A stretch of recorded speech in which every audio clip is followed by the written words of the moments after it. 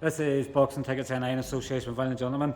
We're just after the weigh-in here for Cully Clash 12 in Belfast tomorrow night. We're joined with Jamie Morrissey. How are you, mate? Nice to meet you in person, man. Definitely is. We've done a couple of Zooms now. This is the third one, man. On the road, so we always had you in Limerick. Now we have you in Belfast. So happy to be here, man. First time here since a child, so it's good to be here. Definitely is. And like I know, like the last time we spoke and things like that, you're supposed to be fighting in Oldham, and I guess as many fans are going to see with the pandemic at the moment, fight cards are getting pulled and things like that. Obviously with your Muay Thai, I still can't get that word right. But were you used to the disappointment of obviously cards falling through, or? You don't get as many cards falling through. But look, we're just off the back of COVID. There was disappointment for the space of 2 years now. So look, I'm well aware that this kind of thing happens in boxing. So it's just about regrouping, and we were promised to be able to fight today, so that softened the blow. Yeah, exactly. And fair credit to Boxing Ireland. Obviously, when the Oldham show was pulled, they got you quickly on here, and I guess at that stage you were going, it's going to be a nice wee sort of warm up sort of thing, and then, but with COVID, everything's fallen through. With obviously you and Robert Burke not being able to get individual fights. So when was it sort of put to you that obviously this fight was going to happen? Oh man, I think it was put to me Thursday or Wednesday night. And there was a few breaks in negotiations in terms of ironing out things that needed to be ironed out. But we got it sorted yesterday.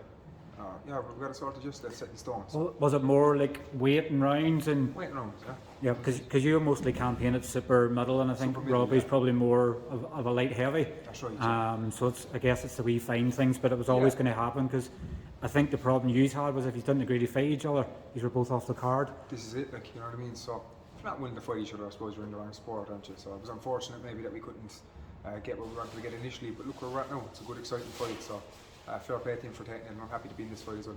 Yeah, but I guess, if you'd have known in advance the sort of training, it made things adapting more for the fight, but I guess it's a fight game and you have to be prepared for it. You don't even know who I was supposed to fight initially either, Stephen. Do you know what I mean? You don't know what kind of body shape or stance or nothing is going to come either, so you're just training as hard as you can, knowing that you have a fight at the end of the month or a few weeks.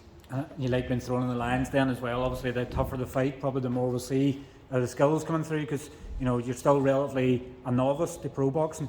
But obviously getting thrown in the deep end, a fighter's going to come and engage, you're just going to probably see the best of. There you go, that's the way I looked at it. I've taken risks my whole life, I wasn't going to stop now. No, I backed down from a fight either, so it's a fortunate position to be in now. Feeling blessed and grateful. I look forward to getting in there tomorrow, man. It's a great show to be part of, especially main event. And what do you know of Robbie? Obviously he's more experienced, obviously he's he fought amateur quite a long time and stuff as well. What do you know of him? And just know that he's a quite experienced amateur. He's a lot smarter than me, of course. He's going to try and come forward. I deal with a lot of those kind of body shapes, sparring him quite a bit. So yeah, you can tell what way he's going to try and fight. And I know he has a long amateur career.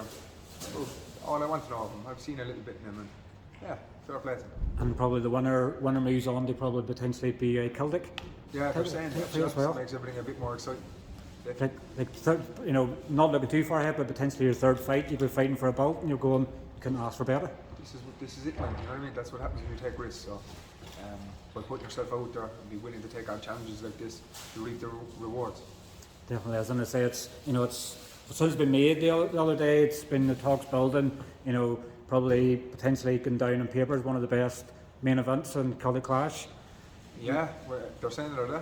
Yeah, so you're thinking of some big Irish fight stuff has been made. You probably look at this and you're going on paper, short notice fight. It's only going to be fireworks. That's it. Like, it really adds to the fact that it's short notice. I suppose the pot was stirring there for a little bit during the week in terms of was it happening, was it not happening, different negotiations. But definitely the fact that it's short notice, a good domestic clash, a fight that was previously talked about a couple of months ago. I suppose it's pleasing to the fan, definitely. Definitely, it's stepping up there and taking 50-50 straight away. How do you see the fight going tomorrow night? Of course, I'm here to win.